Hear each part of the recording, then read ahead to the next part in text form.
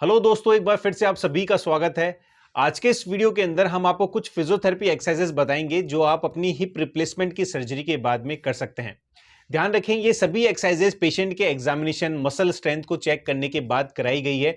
तो अगर आपने कोई सर्जरी कराई है और आपको एक्सरसाइजेस करनी है तो अपने डॉक्टर और फिजियोथेरेपिस्ट से पहले आपको अपनी मसल का चेकअप कराना जरूरी है और उसके बाद ही आप इन सभी एक्सरसाइज को कर सकते हैं। ध्यान रखें, बिना गाइडेंस में इन एक्सरसाइज को ना करें, क्योंकि अगर गलत एक्सरसाइज आप करते हैं तो डिसलोकेशन होने की काफी चांसेस बने रहते हैं। तो फिजियोथेरेपिस्ट के गाइडेंस में एक्सरसाइज करें जिससे कि आपका रिजल्ट काफी बेहतर हो।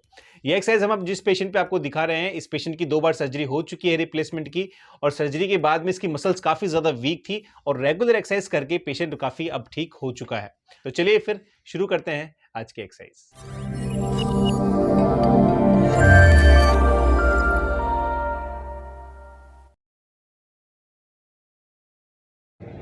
दोस्तों, ये जो हम आपको एक्सरसाइज दिखा रहे हैं, ये एक्सरसाइज सर्जरी के 3 से 4 हफ्ते बाद की हैं। ध्यान रखें, सर्जरी के जस्ट बाद में अलग एक्सरसाइजेज होती हैं और उसमें बहुत सारी चीज़ों का ध्यान रखना होता है। 3 से 4 हफ्ते बाद में हम ऑलमोस्ट हर तरह की मूवमेंट पेशेंट को करा सकते हैं उसकी स्ट्रेंथ के अकॉर्डिंग। तो सबसे पहली एक्सरसाइज में आपको घुटने को 10 बार मोड़ना है और सीधा करना है। दिन में 2 बार ऐसा करना है। दोस्तों, हमारी दूसरी एक्सरसाइज है नी आइसोमेट्रिक, यानी कि हमारे घुटने की स्ट्रेंथ के लिए। हिप रिप्लेसमेंट के बाद में आपकी क्वाड्रिसेप्स, हैमस्ट्रिंग मसल्स का स्ट्रेंथ होना भी बहुत ज़रूरी है, क्योंकि वही आपकी वॉकिंग में आपकी हेल्प करती है और बैठने से उठने में भी आपकी हेल्प करती है। इसलिए आपको अपनी नी की स्ट्रेंथ भी साथ में करनी होती है।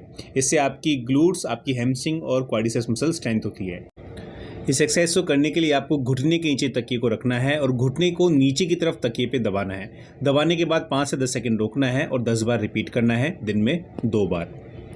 वहीं हमारी अगली एक्सरसाइज है हमारी वीएमओ मसल्स को स्ट्रॉन्ग करने के लिए, साथ में हमारी नी की स्ट्रेंथ भी इसमें होती है।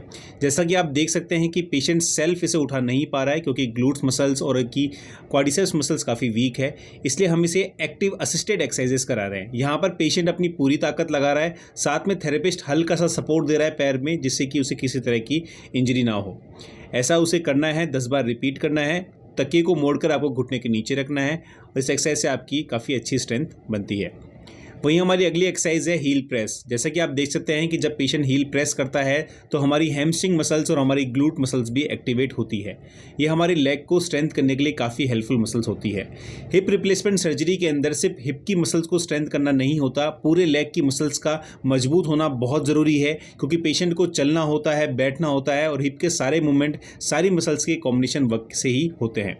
तो हिप के साथ में पूरे लेग को स्ट्रेंथ हमें करना होता है। वहीं हमारी अगली एक्सरसाइज है स्ट्रेट लेग एसआरआर। इसके अंदर हमारी ग्लूट्स, हमारी हिप, हमारी नी की मसल्स और हमारी लेग की सभी मसल्स काम करती है। अगेन हमने आपको कहा था कि पेशेंट की स्ट्रेंथ काफ़ी कम थी, इसलिए हमने एक्टिव असिस्टेड एक्सरसाइजेस कराई। इनिशियली हमने एक्टिव एक्सरसाइजेस कराई जिस लेवल तक पेशेंट अपनी स्ट्रेंथ से कर पाए।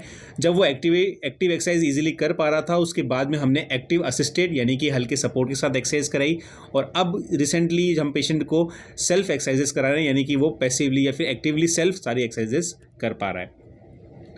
वहीं हमारी अगली एक्सरसाइज है, इसमें घुटने को यानी अपने लेग को पेशेंट को बाहर की तरफ निकालना है और वापस अंदर लेके आना है। इस एक्सरसाइज को करते हुए आपको विशेष ध्यान रखना है कि आपको पैर को ज़्यादा अंदर की तरफ नहीं लेकर आना, क्योंकि ऐसा करने से आपके हिप के जो इम्प्लांट है उसके डिसलोकेशन होने के चांसेस होते हैं।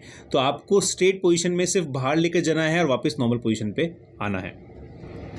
दोस्तों, हमारी अगली एक्सरसाइज है ब्रिजिंग एक्सरसाइज, जहाँ पर दोनों घुटनों को मोड़कर हमें हिप वाले पार्ट को उठाना होता है। पेशेंट की स्ट्रेंथ कम है, लेकिन फिर भी पेशेंट इसे एक्टिवली करने की कोशिश कर रहा है। जितना पेशेंट एक्टिवली करता है उतनी अच्छी स्ट्रेंथ बनती है।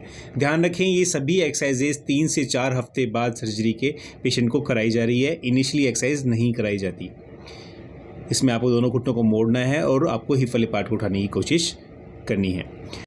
हमारी अगली एक्सरसाइज के अंदर पेशेंट को बैठना है और अपने पैर को सीधा उठाने की कोशिश करनी है। ये एक्सरसाइज हमारे घुटने की मांसपेशियों को मजबूत करने के लिए होती है और इसमें आप देख सकते हैं कि पेशेंट की स्ट्रेंथ थोड़ी कम है, इसलिए प्रॉपर तरीके से उठाकर होल्ड नहीं कर पा रहा। लेकिन एक्टिवली जिस लेवल तक आप कर सकते हैं उतना अच्छा है। अगर आप पैर घुटने को सीधा उठाकर रोक सकते हैं 3 सेकंड, तो और भी अच्छी स्ट्रेंथ आपको इसमें मिल जाएगी। हमारी अगली एक्सरसाइज के अंदर आपको बैठकर अपने घुटनों को ऊपर उठाने की कोशिश करनी है। ये हमारी फ्रंट क्वाड्रिसेप्स, थाई मसल और हमारी हिप दोनों मसल्स के लिए स्ट्रेंथ की अच्छी एक्सरसाइज है। ध्यान रखें, 90 से नीचे आपको नहीं जाना। वहीं हमारी लास्ट एक्सरसाइज है, इसमें स्टैंडिंग में द पेशेंट अपने घुटने को ऊपर उठाने की कोशिश करता है, जिसमें कि घुटने की हिप्स की काफ़ी अच्छी स्ट्रेंथ होती है। देख सकते हैं पेशेंट काफ़ी कंफर्टेबली इस एक्सरसाइज को कर पा रहा है। उम्मीद करता हूँ वीडियो आपको अच्छा लगा होगा। प्लीज़ चैनल को सब्सक्राइब ज़रूर करिएगा।